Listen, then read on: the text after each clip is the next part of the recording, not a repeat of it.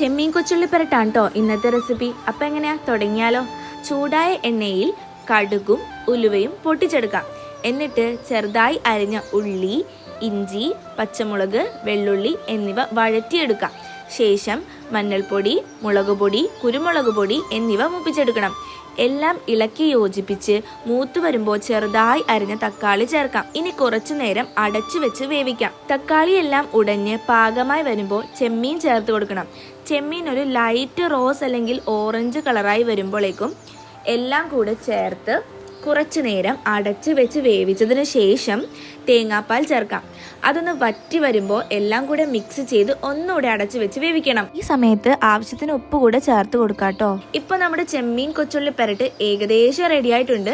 ഇനി ലേശം കുരുമുളക് പൊടിയും വേപ്പിലയും കൂടെ ചേർത്താൽ സംഭവം സെറ്റായി. നമുക്ക് പെട്ടെന്നൊരു ഗീ റൈസ് കൂടെ ഉണ്ടാക്കിയാലോ? കുക്കറിലാണ് കേട്ടോ ഉണ്ടാക്കാൻ പോകുന്നത്. കുറച്ച് നെയ്യും എണ്ണയും ഒഴിച്ച് ചൂടായി വരുമ്പോൾ മസാലക്കൂട്ട് ചേർക്കണം.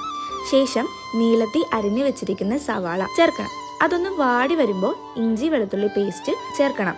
ഇനി കഴുകി വെച്ച ബസ്മതി റൈസ് കൂടെ ചേർത്ത് വറുത്തെടുക്കാം. 1 കപ്പ് അരിക്ക് 1.5 കപ്പ് തിളപ്പിച്ച വെള്ളവും ആവശ്യത്തിന് ഉപ്പും ചേർത്ത് 1 വിസിൽ വരുന്നത് വരെ കാത്തിരിക്കണം. ആ സമയം കൊണ്ട് കശുവണ്ടിയും കിസ്മിസും സവാളയും നെയ്യിൽ വറുത്തെടുക്കാം. 1 വിസിലിന് ശേഷം വറുത്ത് വെച്ചിരിക്കുന്ന കശുവണ്ടിയും കിസ്മിസും സവാളയും ചേർത്ത് ഇളക്കിയിട്ട് വിളമ്പാം.